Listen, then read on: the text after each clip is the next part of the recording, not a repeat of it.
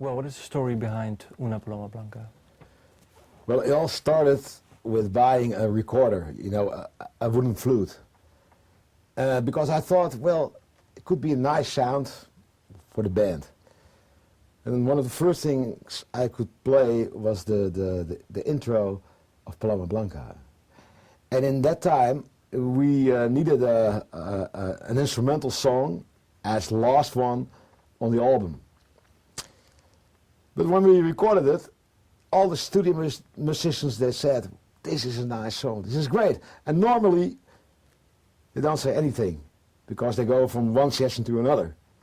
So I thought by myself, my God, this is something special. But did you know it while creating the song, that it was something special yourself? Yeah, I felt the same, but I still had in my mind the instrumental, you know.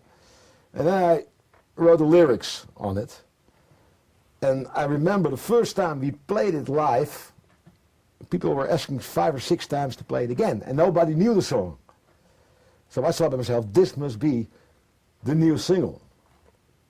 And what is the story behind the lyrics? Well, the story behind the lyrics is, it's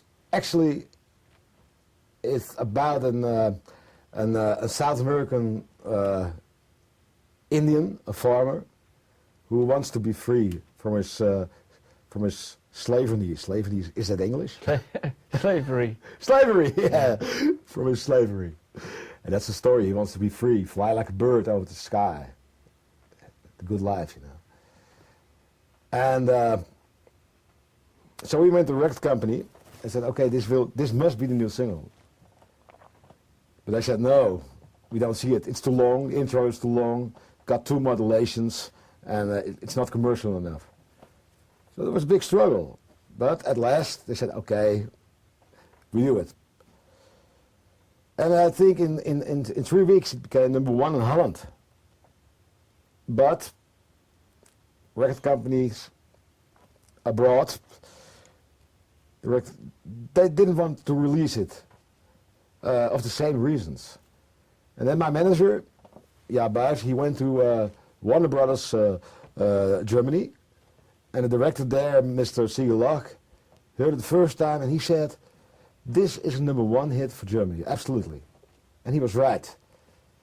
Because in a month it was #1, and it was #1 for about 14 weeks there. And then it started all over the whole world. United States, Turkey, and everything in between. What chart position did it get in the US? It was not in the top 10, it was, I think, 14. Did they still know you from Little Green Bag? Absolutely not. Because those 2 records are so different, yeah. Complete other sound. Yeah. But the hit was much bigger than Little Green Bag, because everybody could sing this song. Everybody, if you have, for example, you have 2 months guitar lesson, you can play Paloma Blanca. So it was played by brass bands, by organ schools, and so on, and so on, and so on. And what is the best thing you've heard about the song from someone or from people? Yeah, well, actually, the same reasons as with Little Green Bag. It was authentic, original. There was no song like that in that time. And I think the main reason is that it has the structure of an instrumental song. I think that's it. The main reason is that it got a structure of an instrumental song with a long intro and 2 modulations, and it was against all the laws of the single. That's why people from the record company said in the beginning, this is not a hit. Because the intro is too long, 2 modulations, people are getting, how do you say it in English? Anyway, but it happened. But it's the same thing that you said it happened with Little Green Bag. Yeah. But did you try to find a little more songs like that, or do you know what I mean? More different from the the songs of that time? Did you try? I always try that. Okay. Because if you write the same things as everybody does, it ain't no use. Then you're the same as anyone.